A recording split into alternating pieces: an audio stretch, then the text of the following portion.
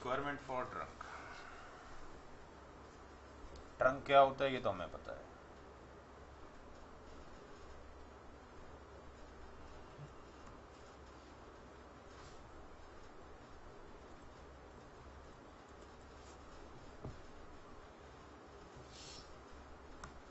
Spelling गलत हो गई।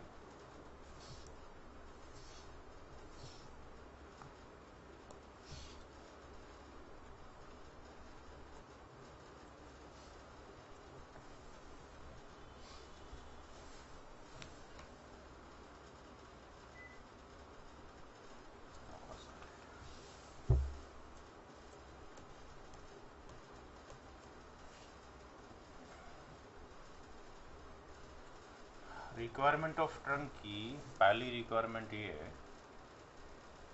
कि जो कनेक्टेड वायर है दो स्विचेस के बीच में उनका स्पीड सेम हो।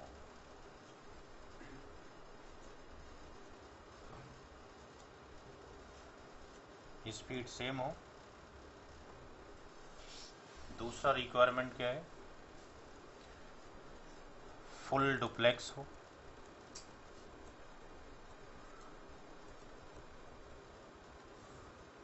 तीसरी कंडीशन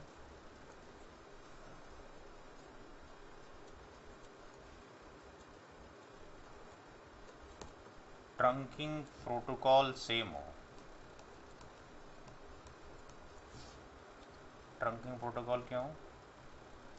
सेम हो। और चौथी रिक्वायरमेंट ट्रंक इनेबल किया गया हो। ट्रंक को जो इनेबल किया जाएगा वो दो तरीके हैं, या तो मैनुअली किया गया हो या डायनेमिकली किया गया हो।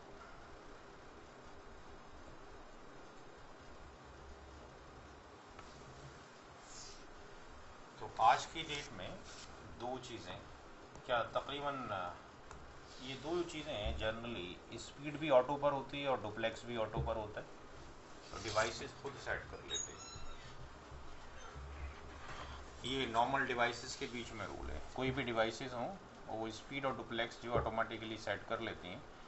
But in case of the switches के बीच में ट्रंकिंग जो प्रोटोकॉल है सेम है, ये भी खुद नेगोशिएट हो जाते हैं अगर नेगोशिएशन का कमांड पड़ा हो तो। अब ये दो चीज़ें हैं कि ट्रंक को मैनुअली कॉन्फ़िगर किया जाए या आपके पास डायनेमिकली कॉन्फ़िगर किया जाए। तो लेट्स से पहले ट्रंक को हम मैनुअली देखते हैं अगर कॉन्फ़िगर करना हो तो। अगर मैनुअली कॉन्फ़िगर करना हो तो ये दो चीज़ें तो ऑलरेडी सेटअप हैं, ये भी और ये भी। मैनुअली में हमें ये दो चीज़ें डिफाइन करनी पड़ेंगी, ये और ट्रंक का मोड। तो अगर मैनुअली ट्रंक अगर कॉन्फ़िगर किया जाए तो स्विच के पोर्ट पर जाकर दोनों साइड पर हम एक स्विच की कॉन्फ़िगरेशन लिख रहे हैं, INT लेट से F0/1 पे जाके हम यहाँ लिख दें स्विच पोर्ट ट्रंक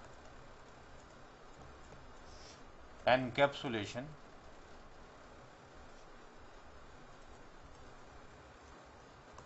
अब ये आपके ऊपर चॉइस है कि आप ISL करना चाहते हैं या .1Q।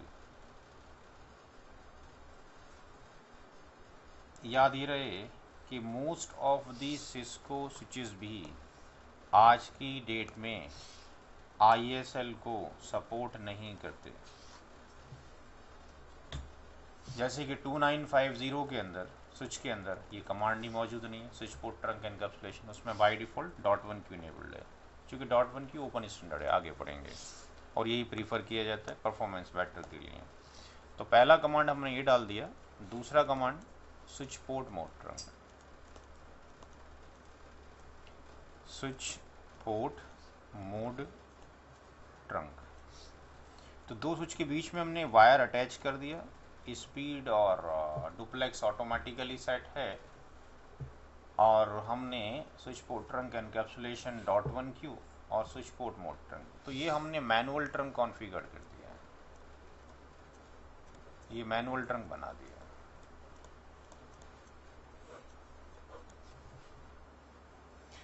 अगर हम चाहते हैं कि दो स्विचेस के बीच में ट्रंक ऑटोमेटिकली फॉर्म हो, ये नोट हो गया यहाँ तक, तो क्या करना पड़ेगा? फॉर एग्जांपल ये दो स्विच आपके पास है,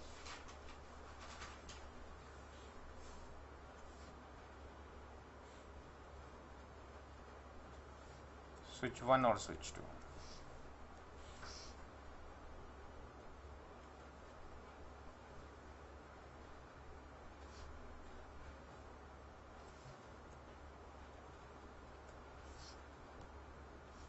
F0 लेट से 1 और इसका F0 लेट से 2।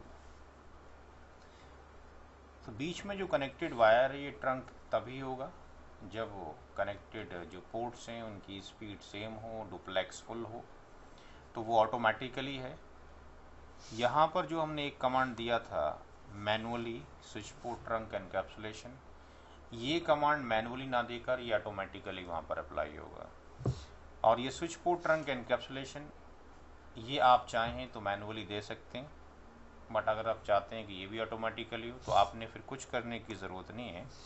आप दो स्विच लेंगे, उसको ऑन कर देंगे दोनों स्विच को, और ट्रंक ये ऑटोमेटिकली फॉर्म्ड हो जाएंगे। क्यों?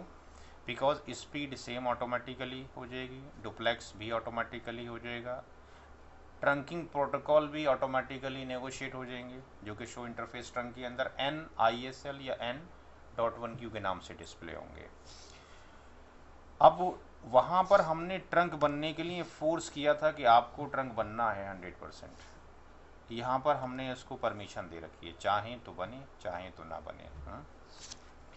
तो यहाँ पर हम क्या करेंगे, अगर ये वाला जो पोर्ट है स्विच 1 के ऊपर, अगर ये switch port mode question mark लगाया था पिछली बार, तो क्या आया था? Dynamic desirable. किधर गया? Switch port mode dynamic desirable या डायनेमिक ऑटो। तो अगर पोर्ट की condition switch port mode dynamic desirable है, इधर भी और इधर भी डायनेमिक डिजायरेबल है,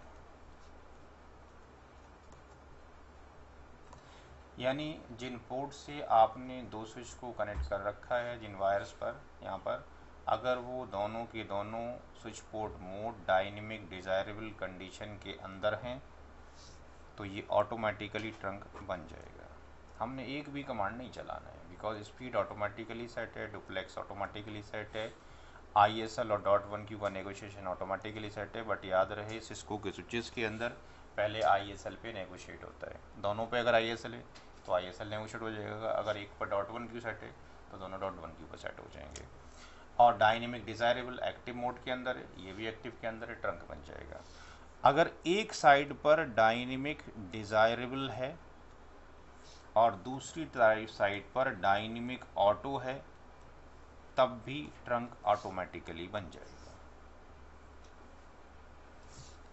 बट अगर एक साइड पर डायनेमिक ऑटो है और दूसरी साइड पर भी डायनेमिक ऑटो है, trunk will never form, trunk नहीं बनेगा। कितनी देर भी चाहे आप इंतज़ार कर लें। एक साइड पे डायनेमिक डिजायरेबल है, दूसरे पर भी डायनेमिक डिजायरेबल है, दोनों पे डायनेमिक डिजायरेबल है, ट्रंक बन जाएगा। एक साइड डायनेमिक डिजायरेबल, एक साइड ऑटो, ट्रंक बन जाएगा। दोनों side dynamic auto, trunk will never form.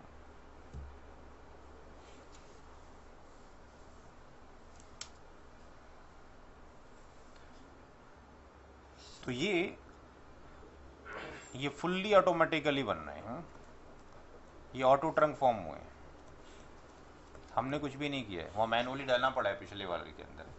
अब अगर ऐसा हो कि एक साइड में डायनेमिक डिजायरेबल है और एक साइड में आपने लिख दिया trunk, switch port mode trunk, तब भी ट्रंक बन जाएगा, इधर ऑटोमेटिकली इधर मैनुअली, बट ट्रंक फॉर्म्ड हो गया है। एक साइड में डायनेमिक ऑटो हो, दूसरी साइड में डायनेमिक ट्रंक हो, दूसरी साइड में स्विच पोर्ट मोड ट्रंक हो, ट्रंक बन जाएगा। तो एक कॉम्बिनेशन ये था, ये दूसरी तरह कॉम्बिनेशन, एक साइड में ऑटो एक साइड में वो, और तीसरा ये था यहाँ पे फुल्ली मैनुअल था। इतने तरीके से हम ट्रंक फॉर्म कर सकते हैं। कमांड वही होगा देखने का, show interface trunk, show interface trunk. यहाँ पे नज़र आ जाएगा कौन कौन ट्रंक बन चुका है, कौन सा उसने एनकैप्सुलेशन लिया है, ISL लिया है, .1Q लिया है, कौन सा मोड है, डिज़ायरेबल है, ऑटो है। और जब हम ट्रंक लिखेंगे तो वहाँ कोई मोड नज़र नहीं आएगा।